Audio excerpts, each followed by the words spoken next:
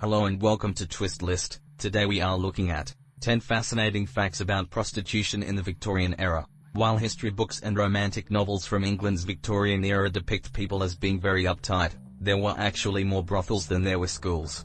It is estimated that roughly 80,000 women were working as prostitutes in London alone, which reveals how sex-obsessed the culture truly was. Prostitutes were called fallen women, because they were seen as an example of what fine, upstanding women in society should never become.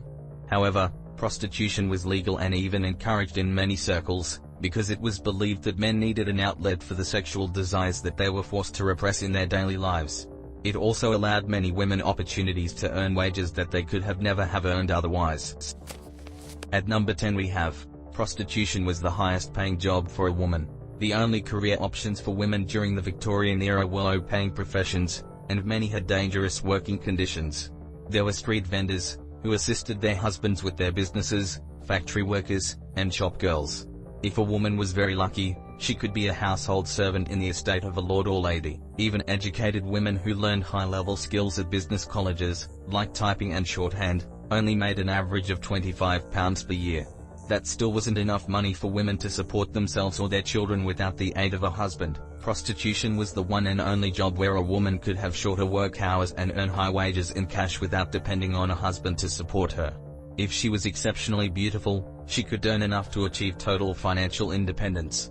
If a lower-class woman could afford nice clothes and the finer things in life, it most likely meant that she was a prostitute. The 9th spot on the list is occupied by. There were 3 levels of prostitutes. While all prostitutes had to do similar work, there were 3 levels that a woman could fall into. The lowest class were young women who worked in brothels. They were forced to sleep with whichever man the madam assigned to them and often lived in dirty living conditions. The middle-class prostitutes were independent women who had their own apartments as well as street walkers. They could pick and choose their own clients. This meant that no madam or pimp was taking a huge chunk of their profits. However, being an independent prostitute meant that a woman wouldn't have the protection of the brothel community or on-site medical examiners. The highest class of prostitutes were women who were beautiful and educated enough to only work for only high-class clients, namely aristocrats or members of parliament. Some worked exclusively for one man. Many of these courtesans ended up marrying their benefactors. Number 8 on our list is, married women sold themselves on the side. Since many of the lower-class jobs simply didn't pay enough to support a large family, it was common for the wives of street vendors to offer their sexual services on the side while they helped their husbands run the family business. Husbands were completely fine with allowing other men to sleep with their wives. In fact, 50% of street vendors' wives were reported to moonlight as prostitutes. In some instances, the wife happily worked as a prostitute, since it was a way for her to earn income. In other instances, the husband was acting as a pimp, using his wife as his property, lending her out as he pleased. Many single working women, seamstresses, shop girls, and servants, also worked as casual prostitutes to supplement their low incomes. However, if it was discovered that a woman had lost her virginity before marriage, it meant that she was fallen and doomed to continue living a life of prostitution. At number 7 we have, child prostitution was legal. During the Victorian era, the age of consent was only 13 years old. Child labor still existed at the time. Many lower-class people saw their children as commodities because they could bring income into the family. Boys and girls as young as 11 or 12 could pass as 13-year-olds and had no choice but to enter the trade if their parents sold them into it. W.D. Stead, who has been called the very first investigative journalist, published the maiden tribute of modern Babylon in Pall Mall magazine. During his investigation, Stead took it upon himself to prove how easy it was to purchase the virginity of a 13-year-old girl. For a mere £5, Stead purchased someone's daughter, whom he called Lily. This covered the cost of a medical examination to ensure that she was a virgin, and a cut also went to the brothel owner. Since she was still a child, Lily's parents, who were alcoholics, were the ones who took the money she earned as a prostitute. After confirming that she was a virgin, the medical examiner recommended that Stead drug her with chloroform so she would be unconscious and not put up a struggle while he raped her. The public was horrified when they read Stead's articles, and his work led to the Criminal Law Amendment Act of 1885, which made the age of consent 16 years old. W.T. Stead is seen as a hero for fighting for the rights of women, and he was nominated with the Nobel Peace Prize. He died on the Titanic in 1912. Today, the Stead Memorial Fund continues to fight against sex trafficking.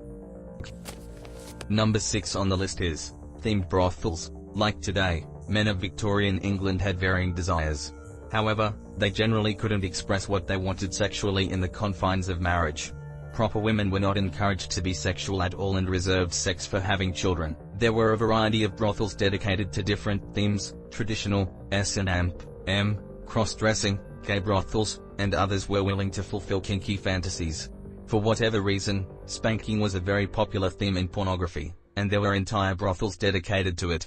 Flagellation brothels were places one could go to be whipped by either women or men. Sadly, there were also brothels that catered to pedophiles by specializing in young girls and virgins.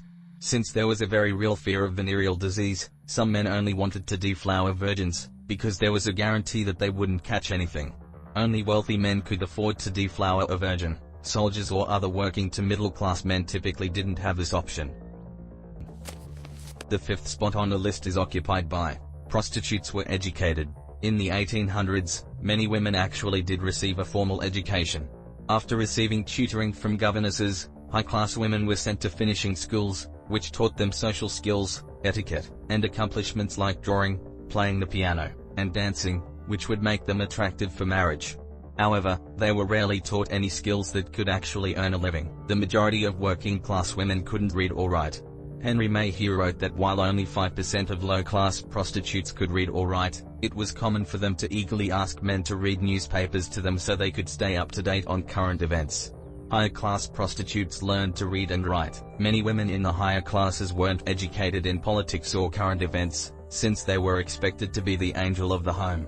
This gave prostitutes an advantage in terms of becoming more cultured and knowledgeable of the world around them. Number 4 on the list is prostitute sporting guides. Men of wealthy Victorian society could look through sporting guides, which were very similar to shopping catalogues. These books detailed prostitutes' ages, physical descriptions, personality type, and their cost, usually £2, £3 or £5 for a virgin. This way, a man could decide ahead of time between the various women he could have sex with. In Victorian England, one of the most famous guides was the Swell's Night Guide Through the Metropolis. It depicted prostitution as just one of the many exciting things that a young man could do while he was visiting London, much like the travel guides one finds in hotels today. There were also fast life guides, which were a sort of travel guide that allowed men to find various brothels, gamble, and drink. Nightlife guides explained where men could listen to music in clubs as well as find high-stakes gambling and high-class prostitutes. At the 3rd place we have, Charles Dickens tried to save fallen women. In 1847, Charles Dickens, together with a millionaire heiress and philanthropist named Angela Georgina Burdett Coates, decided to pay for the establishment of Urania Cottage. It was a place where prostitutes, former prisoners, and women from workhouses had the option to escape their often dangerous, tragic lives. The aim of Urania Cottage was to teach these women other skills that they could use to transition to other jobs. Dickens wrote a pamphlet titled An Appeal to Fallen Women, encouraging young ladies to go to Urania Cottage for a fresh start. While he was doing a public service in helping these women, it was also part of his writing process. He interviewed many of them, hearing their life stories. Dickens would then use their stories to inspire his fiction. In David Copperfield and Oliver Twist, he created characters that could be classified as fallen women and depicted them as victims of circumstance rather than evil manipulators. His writing helped Victorian audiences sympathize with these women on a human level. At the 2nd spot is forced medical examinations. Some of the most frequent customers at brothels were young men in the military. Venereal disease was so common in the 1800s that it killed just as many military men as war. It also left many able-bodied men unfit for battle. In 1864, in order to prevent the spread of disease, the Contagious Diseases Act was passed. In towns that were situated near naval bases, any woman, even if she wasn't a prostitute, who was suspected of carrying a sexually transmitted infection was forced to undergo a medical examination. If a woman resisted, she would be strapped down to a table. If it was discovered that she was infected, she would be forced into hospitalization for up to 3 months. While the risk of contracting venereal diseases was high for prostitutes, they were actually much healthier than average working-class women because they did not have to endure grueling 14-hour workdays in factories. And finally, at number 1, reformatories. Although prostitution was legal, many ladies of the night were arrested for crimes like public drunkenness or gathering in the streets. Those behaviors were considered illegal under the Town Police Clauses Act of 1847. Many of those small crimes resulted in a year in prison. There were also places called reformatories, which aimed to rehabilitate fallen women. These were often run by religious groups. The attitudes of the people who ran the reformatories was that prostitutes acted out on their own selfish desires. In many ways, living in a reformatory was worse than jail. They required women to stay for a minimum of 2 years to ensure that they were cured. Women were also required to show a deep sense of self-hatred for their evil actions and a desire for forgiveness from God for their sins in order to qualify for housing. Reformatories required women to wake up at 5 a.m., pray 4 times per day, attend religious services twice a day, work hard labor, and be locked in their bedrooms by 8 p.m. Thanks for watching. If you enjoyed this video and would like to see more, then please hit the subscribe button.